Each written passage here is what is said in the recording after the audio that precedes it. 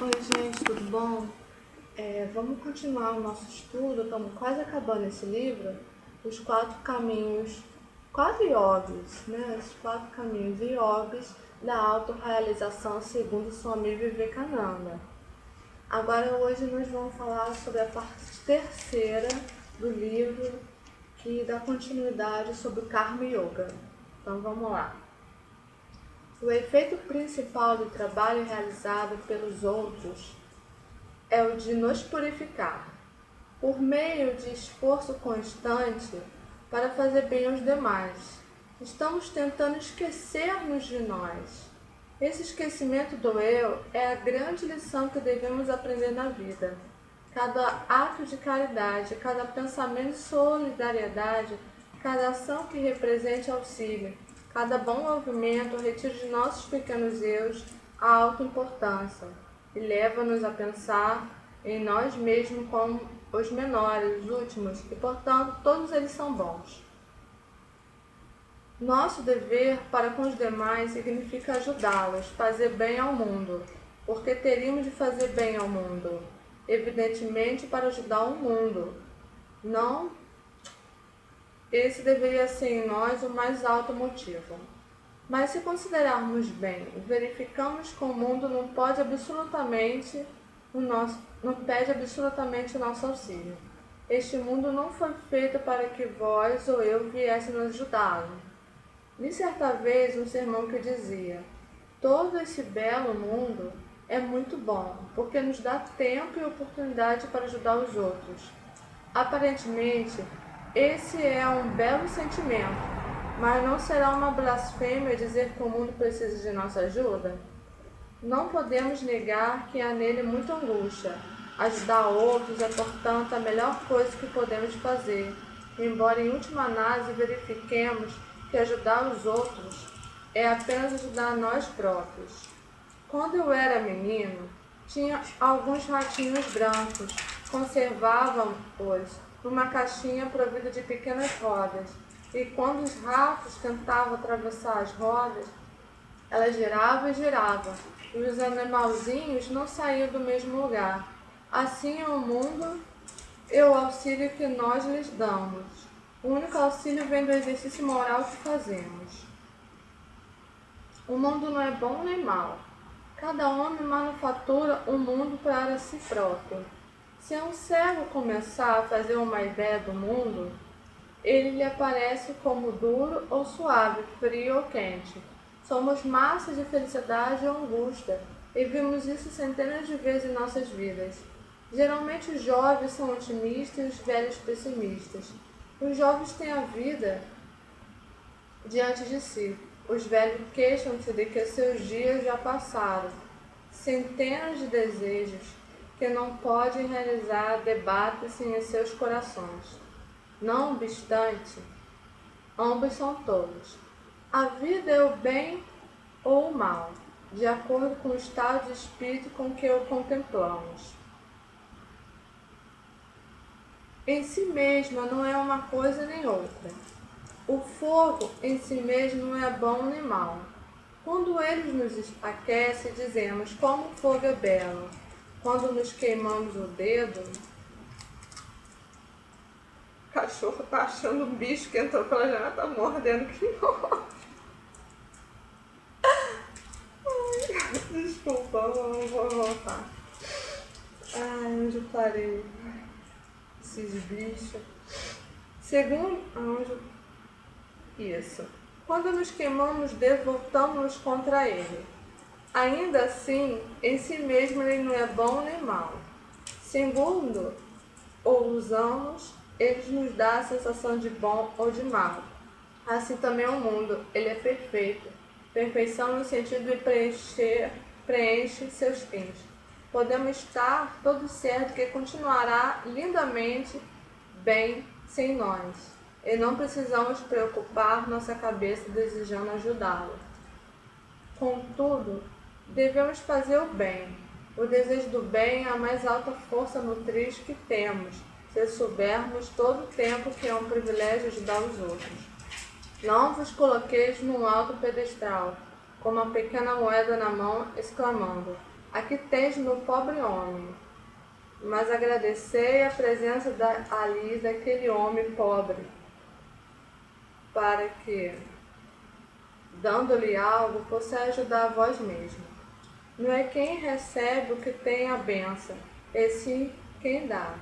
Agradecei o fato de vos permitir exercer vosso poder de benevolência e misericórdia no mundo, tornando-vos assim puros e perfeitos. Todos os bons atos tendem a nos fazer puros e perfeitos. O que podemos fazer de melhor? Construir um hospital, fazer estrada ou levantar casas de caridade.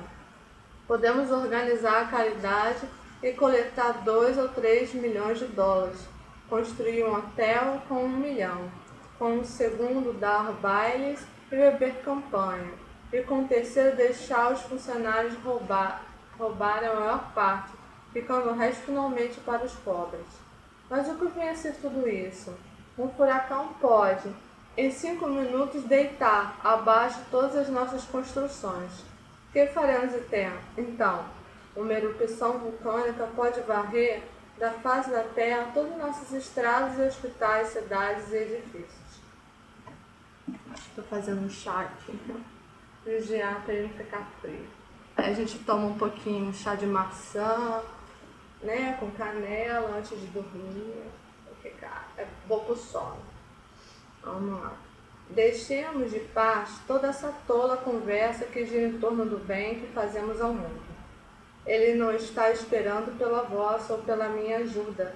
Entretanto, devemos trabalhar e fazer o bem constantemente, porque isso é uma bênção para nós mesmos. Essa é a única maneira pela qual podemos tornar-nos perfeitos. Mendigo algum ao qual ajudamos nos deve sequer uma só moedinha.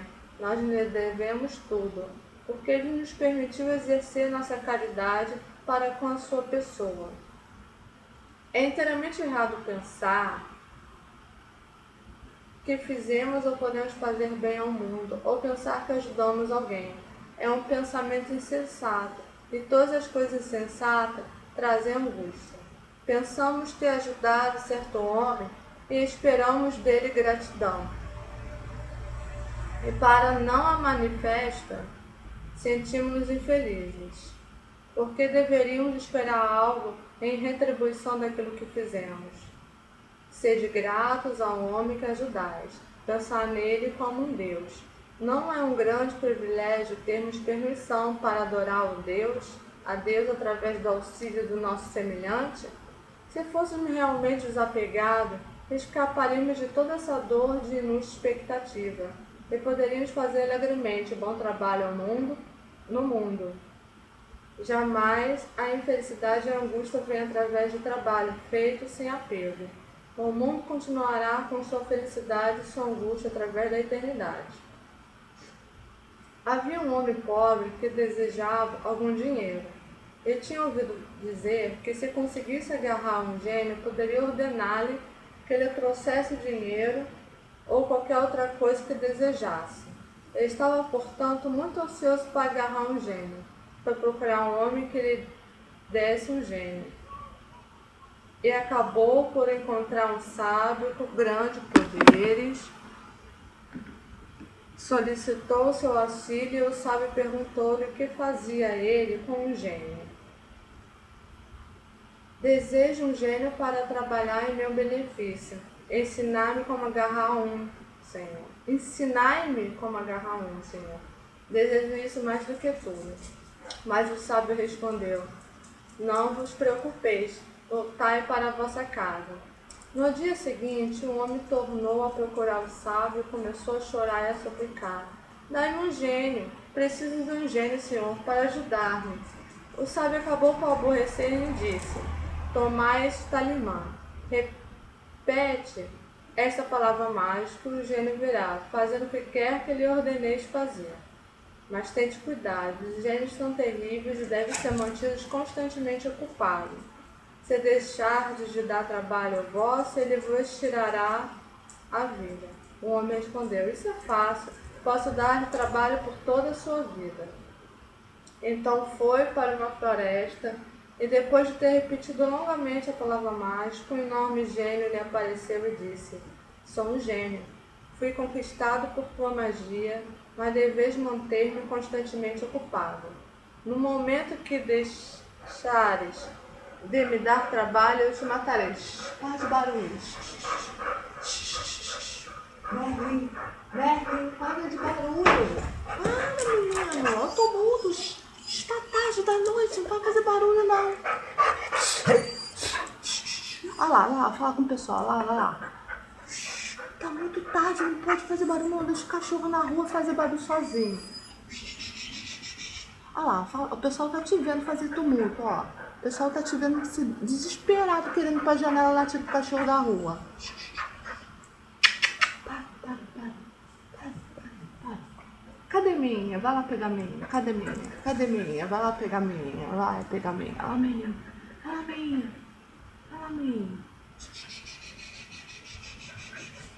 Não vai pra janela não. Não vai fazer tumulto na janela não, meu filho. Mãe de cachorro sofre, viu, gente? Tem que acalmar ele, gente. Já são quase 2 horas da manhã que eu tô gravando esse vídeo.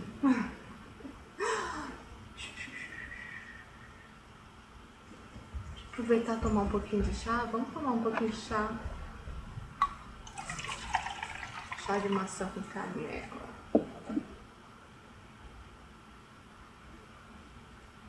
Vamos lá.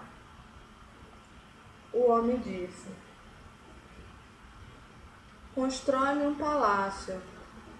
O gênio respondeu: está feito, o palácio já está construído. Dá-me dinheiro, falou o homem. Aqui está o teu dinheiro, replicou o gênio. Derruba essa floresta e constrói uma cidade em seu lugar. Está feito, disse o gênio. Mais alguma coisa? Então o homem começou a assustar-se. Ele pensou que nada mais poderia ordenar o gênio e fazia tudo num abrir e fechar de olhos. O gênio declarou: dá-me algo para fazer, senão eu te comerei. O pobre homem já não encontrava ocupação para ele e estava apavorado. Correu e por fim encontrou o sábio e disse: ó Senhor, protegei-me a minha vida. O sábio perguntou-lhe o que acontecia e o homem respondeu: não tinha mais nada para ordenar o gênio. Tudo que eu lhe digo ele faz num momento e ameaça comer-me se não lhe der trabalho. Nesse momento chegou o gênio dizendo: eu te comerei. E aí ia comer o homem, que começou a tremer, suplicando ao sábio que lhe salvasse a vida. O sábio falou: encontrarei uma saída. Olhar para esse cio, que tem a cauda curva. Arrancai rapidamente a vossa espada e cortai-lhe a cauda, dando-a ao gênio para endireitá-la. O homem cortou a cauda do cão e deu-a ao gênio, dizendo: endireitai-a para mim. O gênio agarrou a cauda e lentamente e cuidadosamente endireitou-a. Mal, porém, largou dela, eis que de novo se enrolou. Mais uma vez, trabalhosamente, ele a endireitou, mas o resultado foi o mesmo. De novo, pacientemente, endireitou-a, mas mal alargou, ela de novo se enrolou. Assim ficou ele durante dias e dias, até que se sentiu exausto e disse: nunca na minha vida tive transtorno igual. Sou velho, um gênio veterano, mas nunca cheguei a ter transtorno igual. Vou fazer uma combinação contigo. Liberta-me e poderás conservar tudo quanto te dei, com a minha promessa de não te fazerei mal. O homem ficou encantado e aceitou alegremente a oferta.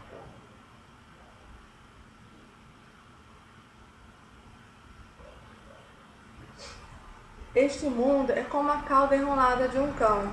As pessoas levam a lutar para endireitá-la durante centenas de anos. Quando largam dela, eis que de novo se enrola.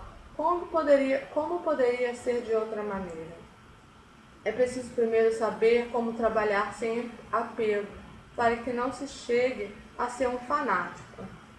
Quando soubermos que este mundo é como a cauda enrolada de um cão, cauda que jamais poderá ser endireitada, não nos tornaremos fanáticos. Se não houvesse fanatismo no mundo, ele progrediria muito mais do que agora. É um erro supor que o fanatismo pode impulsionar o progresso da humanidade. Pelo contrário, é o elemento que retarda esse progresso perante ódio e cólera, elevando os indivíduos a lutarem uns contra os outros, fazendo-os sentir-se mutuamente antipáticos.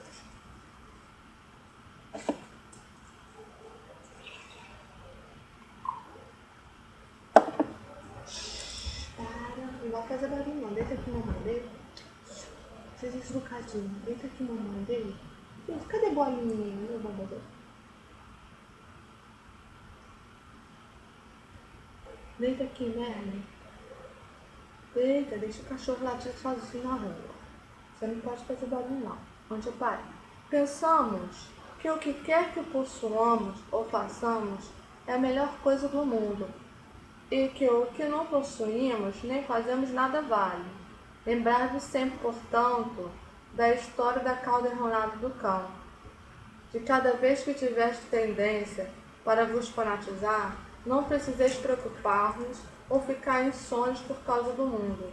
Ele seguirá sem vós. Quando tiverdes evitado o fanatismo, e só então trabalhareis bem. Um homem de cabeça bem equilibrada, um homem calmo, de bom julgamento e nervos frios, dotado de grande capacidade de simpatia e de amor, é o que faz bom trabalho. E assim fazendo faz bem a si próprio. O fanatismo é insensato, o fanático é insensato e não tem simpatia. Jamais pode endireitar o mundo sem se tornar puro ou perfeito. Assim como cada ação que de nós emana, a nós retorna como reação. As nossas ações podem agir sobre outros, e as dos outros podem agir sobre nós. Talvez todos vós tendeis observado o fato que quando as pessoas cometem mais ações, tornam-se cada vez piores, e quando começam a fazer o bem, tornam-se cada vez mais fortes e aprendem a fazer constantemente o bem.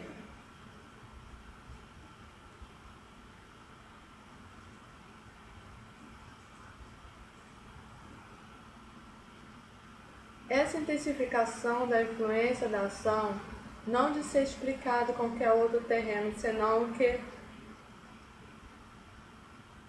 que o Lyons podemos agir, não sei o que é Lyons, deve ser a digitação, e reagir uns sobre os outros. Quando estou praticando determinada ação, minha mente está, podemos dizer, num certo estado de vibração, e todas as mentes e circunstâncias idênticas estarão expostas a ser afetadas pela minha mente. Suponhamos que existissem nessa sala vários instrumentos musicais afinados pelo mesmo tom. Numa sala, podeis ter reparado que quando um instrumento é tocado, os demais têm tendência para vibrar de forma a dar a mesma nota. Assim, todas as mentes que têm essa mesma tensão, por assim dizer, serão igualmente afetadas pelo mesmo pensamento. Naturalmente, esta influência do pensamento sobre a mente variará de acordo com a distância e outras causas, mas a mente está sempre aberta para ser influenciada. Suponhamos que eu esteja cometendo um ato mau. Minha mente está num certo estado de vibração, e todas as mentes do universo que estiverem em estado idêntico, têm a possibilidade de ser afetados pelas vibrações da rainha mente. Assim, quando estou fazendo uma boa ação, minha mente está em outro estado de vibração, e todas as demais mentes afinadas por ela têm a possibilidade de ser afetadas pela minha mente. E esse poder da mente sobre a mente é o maior ou menor de acordo com maior ou menor força da atenção.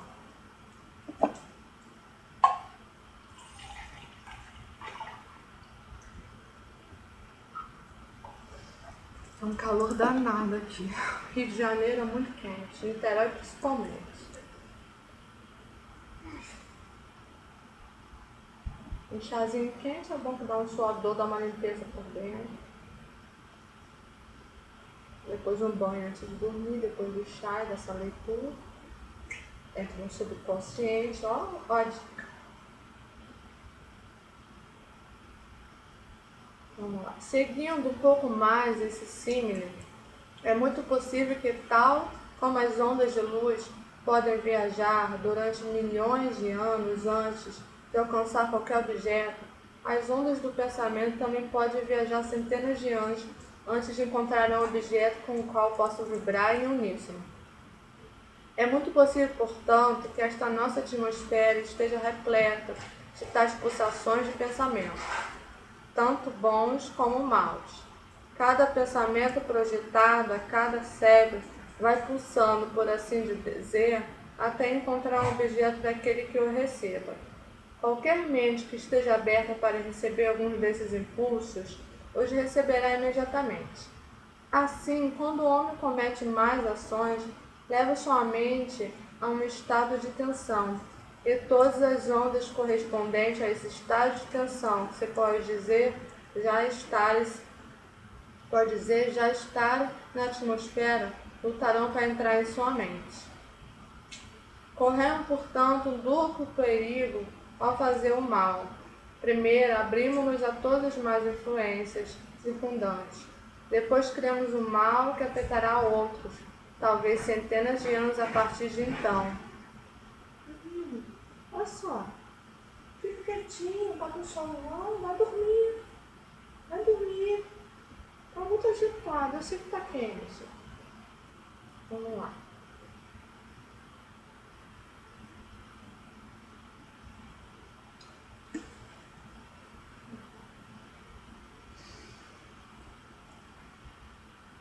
Fazendo mal, prejudicamos-nos e prejudicamos os outros. Fazendo bem, fazemos o bem a nós próprios e também aos outros. E como todas as forças do homem, essa força do bem e do mal também reúne forças retiradas do exterior. De acordo com o Karma Yoga, a ação que se realizou não pode ser destruída, enquanto não der seus frutos. Poder algum da natureza pode impedi-la de produzir seus resultados. Se eu cometo uma ação má, devo sofrer por isso. Não há poder no universo que eu impeça ou detenha. Igualmente, se realizo uma boa ação, não há poder no universo que possa impedi-la de dar bons frutos. A causa deve produzir seus efeitos, nada poderia impedir ou restringir tal coisa. Agora vem um ponto muito belo e muito sério do Karma Yoga, isto é, o que diz que nossas ações boas ou más estão intimamente relacionadas umas com as outras. Não podemos traçar uma linha de demarcação e dizer que esta ação é inteiramente boa, aquela é inteiramente má. Não há ação que não produza bons e maus frutos ao mesmo tempo.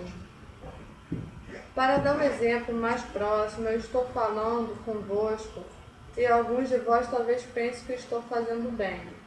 Ao mesmo tempo, eu estarei talvez matando milhares de micróbios na atmosfera. Assim estou fazendo mal alguma outra coisa. Quando uma ação faz bem ao que conhecemos e que nos estimam, dizemos que se trata de uma ação muito boa. Por exemplo, podeis dizer que a minha conversa convosco é muito boa, mas os micróbios não o diriam. Não vedes os micróbios, mas vede a vós mesmos. A maneira pelo qual a minha palavra vos afeta é evidente para vós, mas já não é tão evidente a maneira pela qual ela afeta os micróbios. E assim também, se analisarmos nossas más ações, podemos descobrir que algum bem resulta possivelmente delas, alguns.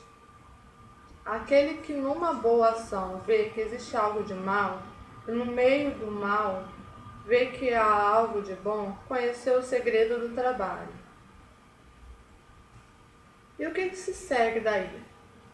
Que tentemos como tentemos, não pode haver ação alguma perfeitamente pura ou perfeitamente impura, tomando pureza e impureza no sentido de prejuízo e não prejuízo.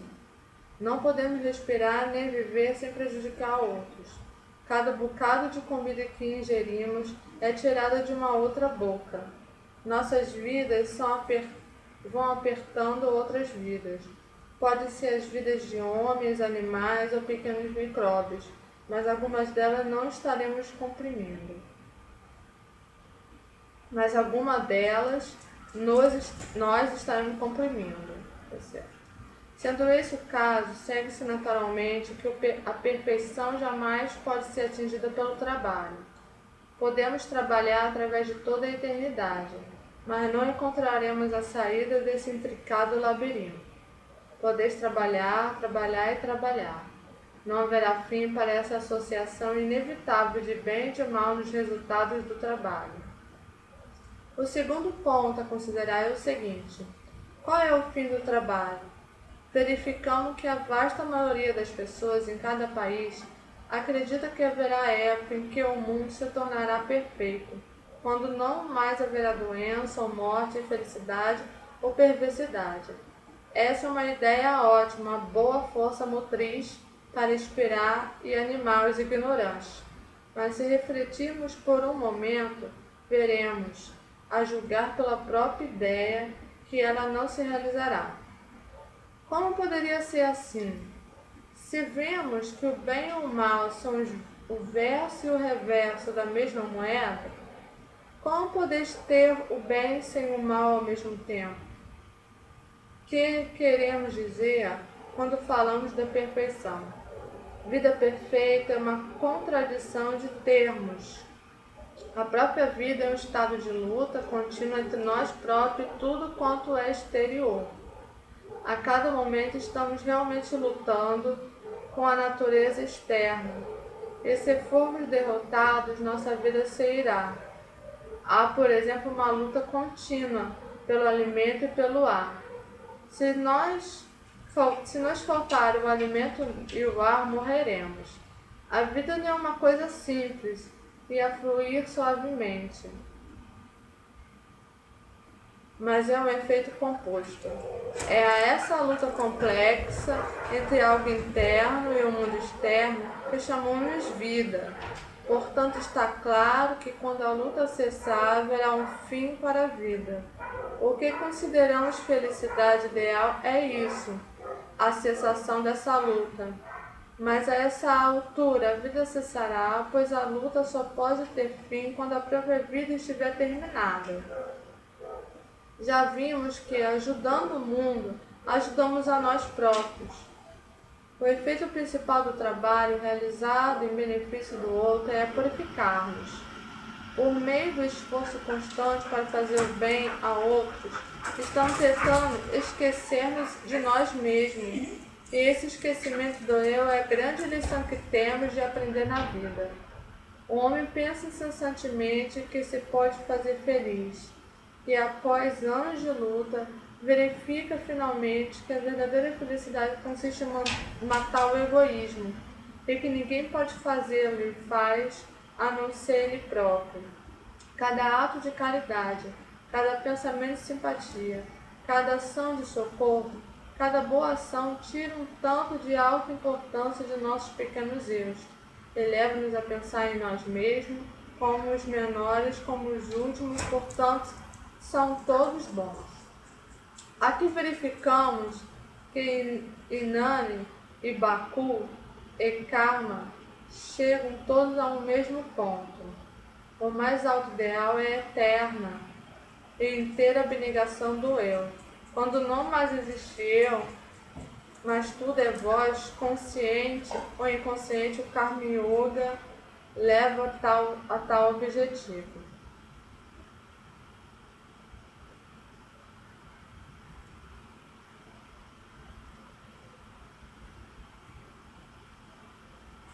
Por mais que seus sistemas de filosofia e religião possam diferir, toda a humanidade se mantém reverente e respeitosa diante do homem pronto a se sacrificar pelos demais.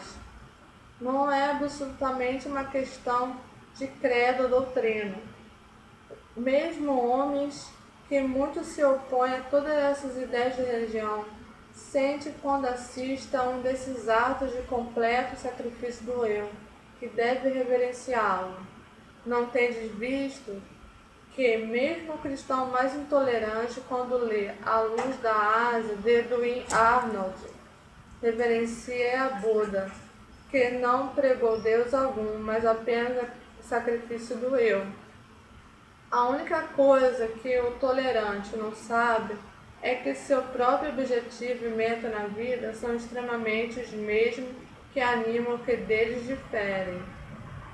O adorador, mantendo sempre em sua mente a ideia de Deus e um ambiente de bondade, chega ao mesmo ponto finalmente e diz: seja feita a tua vontade, sem nada reter para si próprio.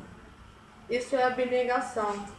Assim, Nani, Bhakti e Karma aqui se encontram. Isso foi o que todos os grandes pregadores dos velhos tempos quiseram dizer, quando ensinaram que Deus não é o mundo. Disseram muito corretamente que o mundo é uma coisa e Deus é outra. O mundo para eles é egoísmo, Deus é altruísmo. Pode alguém viver num trono, num palácio de ouro, e ser perfeitamente altruísta? Então esse está com ele. Deus. Outro pode viver numa choupana, usar andrajos e nada ter com o mundo. Ainda assim, se for egoísta, está inteiramente submergido no mundo. Voltando a um de nossos pontos principais, dizemos que nos é possível fazer o bem sem ao mesmo tempo fazer o mal, ou fazer o mal sem produzir algum bem.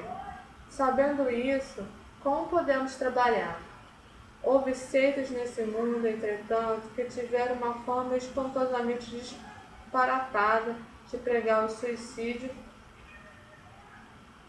lento como forma única de sair do mundo. Porque se o homem viver, tem de matar pobres animais e plantas ou prejudicar algo ou alguém. Assim, de acordo com elas, a única maneira de sair do mundo seria morrer. Os Jainos pregavam tal doutrina como seus mais altos ideais. O ensinamento parece muito lógico. Merlin, sai daí. Vai fazer tumulto essa hora não. Ai, esse cachorro, né? Para, meu filho. Deita aqui. Não faz tumulto, fica quietinho. Vai lá deitar. Deita aí então. Deita aí quietinho. Um calor danado, fica quietinho. Vai ficar calatinho pro meu sol. Fica quietinho. Fica bonito. Ai, que calor. Tive que desligar o ventilador para não ficar barulho de fundo, para não atrapalhar a gravação. Tá muito quente. A verdadeira solução, porém, é encontrada no Bhagavad Gita. É a teoria do desapego. Não sermos apegados a coisa alguma enquanto fazemos nosso trabalho na vida. Saber que sois inteiramente separados do mundo, que estais no mundo, mas que seja o que for que nele passais, não o fazeis por amor de vós próprios. Qualquer ação que realizei por vós próprios fará pensar sobre vós os seus efeitos. Se a ação é boa, tereis bons efeitos. Se amar, tereis de aceitar um mau efeito. Mas qualquer ação que realizeis sem ser por amor de vós próprios, seja ela qual for, não terá efeito sobre vós. Nas escrituras hinduístas se encontra uma sentença muito expressiva que envolve essa ideia. Mesmo que ele mate todo o universo, ou seja, ele próprio morto, não é um matador nem um morto, quando sabe que não está agindo totalmente por si próprio. Portanto, o Karma Yoga ensina: não abandoneis o mundo, vivei no mundo, saturai-vos tanto quanto possível de sua influência. Mas se for para a vossa própria satisfação, não trabalheis absolutamente. Satisfação não deve ser a meta. Matar primeiro o vosso eu, depois tomai o mundo inteiro como vós mesmo. Como costumavam dizer os antigos cristãos, o homem velho deve morrer. Se esse homem é velho, a ideia egoísta de que o mundo foi feito inteiramente para nosso gozo. Pois pouco esclarecido faz seus filhos rezarem. Ó Senhor, criaste o sol para mim, esta lua para mim. Como se o Senhor nada mais tivesse a fazer senão criar tudo para aqueles bebês. Não crizineis, não crizineis vossos filhos, deve ser não ensineis vossos filhos a dizer tais tolices. O mundo não foi feito para nós. Milhões morrem todos os anos e o mundo não sente isso. Milhões de outros vêm ocupar-nos o lugar, assim como o mundo nos consideramos o mundo. Havia na Índia um grande sábio chamado Vyasa. É conhecido como autor do aforismo Vedanta e foi homem virtuoso. Seu pai tentara tornar-se um homem muito perfeito e não tivera sucesso. Seu avô também o tentara e malgrara. Seu bisavô igualmente o tentara e com idêntico resultado. O próprio Vyasa não tinha sucesso completo, mas seu filho, Shuka, nasceu perfeito. Vyasa ensinou-lhe sua sabedoria e depois dele ter ensinado pessoalmente o conhecimento da verdade, mandou-o para o corte do rei, Janaka. Janaka era um grande rei, eles chamavam-no Janaka Videha. Videha significa sem corpo. Embora fosse rei, esquecera-se completamente que tinha um corpo e sentia constantemente que era um espírito.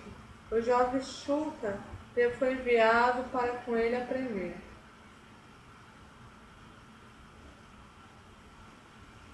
O rei sabia que o filho de Vyasa iria ter com ele para aprender sabedoria, e fez alguns arranjos prévios.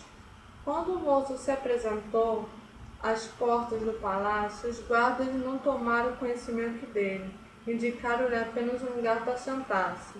E ali esteve ele, durante 3 dias e 3 noites, sem que ninguém lhe dirigisse a palavra, sem que ninguém lhe perguntasse quem era e de onde vinha.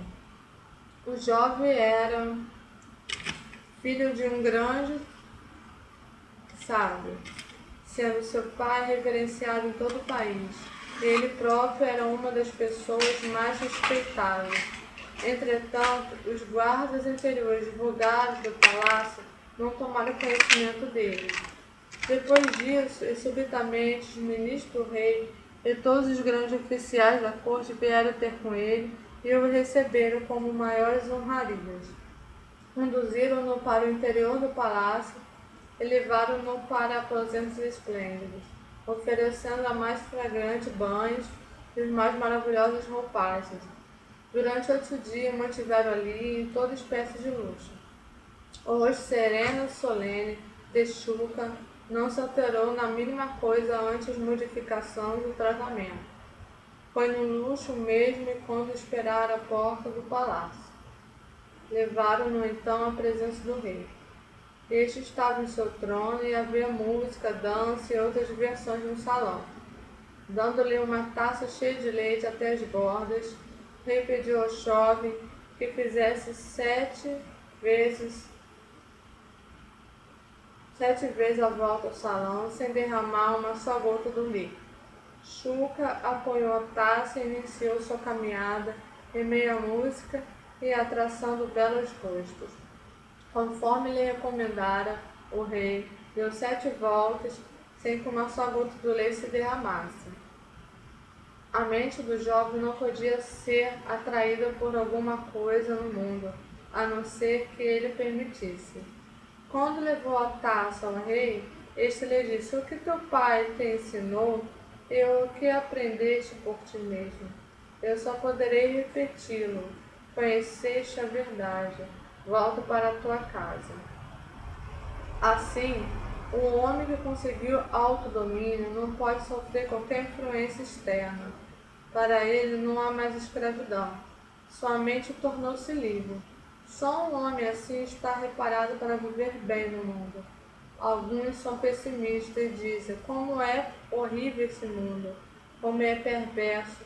Outros são otimistas e dizem: como é belo esse mundo, quão maravilhoso é, para os que não dominaram sua própria mente.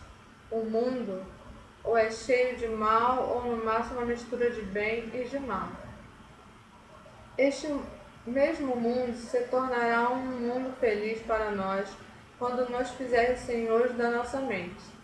Nada mais nos influenciará, então, como bem ou mal. Encontraremos tudo em seu lugar exato para que haja harmonia.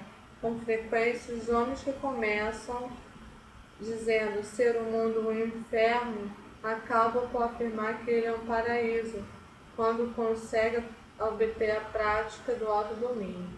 Se quisermos ser autêntico Karma Yoga e desejarmos treinar-nos para a obtenção desse estado, onde quer que comecemos, estejamos seguros de que determinaremos na perfeição, a perfeita abnegação. E assim que esse eu aparente tiver desaparecido, o mundo inteiro, que a princípio nos parece repleto de mal, parecerá o próprio céu, e cheio de bem-aventurança. Sua própria atmosfera será abençoada, todos os rostos humanos serão bons, até o fim e a meta do Karma Yoga, e tal é a sua perfeição na vida prática. Nossas várias yogas não colidem umas com as outras. Cada uma delas nos conduz ao mesmo fim e nos faz perfeitos.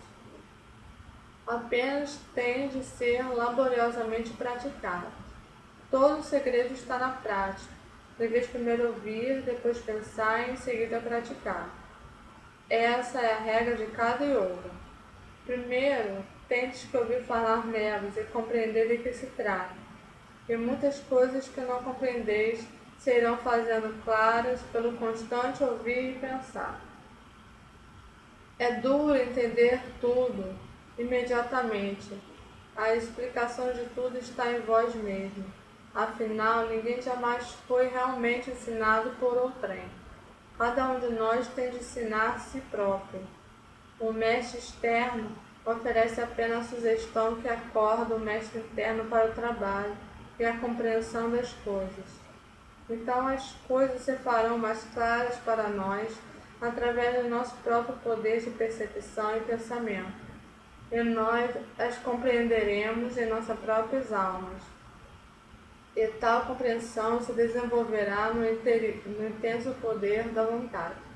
Primeiro sentir, depois querer, e de tal querer vem a tremenda força para agir, força que percorrerá cada veia, cada nervo, cada músculo, até que toda a massa do corpo se transforme em um instrumento de yoga, da ação desprendida e o resultado desejado de perfeita abnegação pessoal e integral altruísmo é devidamente alcançado.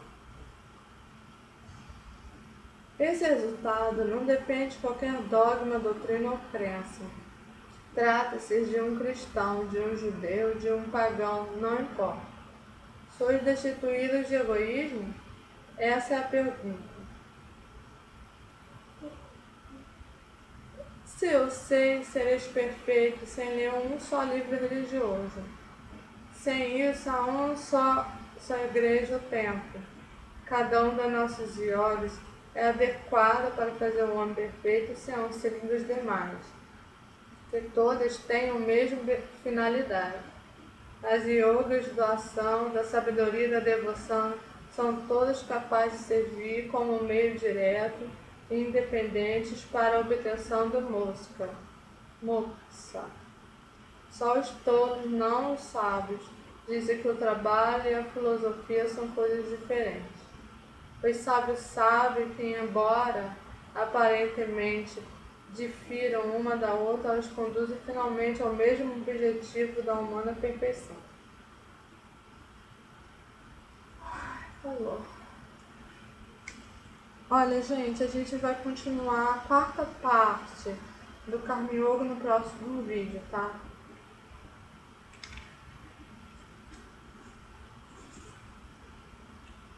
Eu pensei que ia conseguir terminar isso, só tem tanta coisa legal pra gente estudar.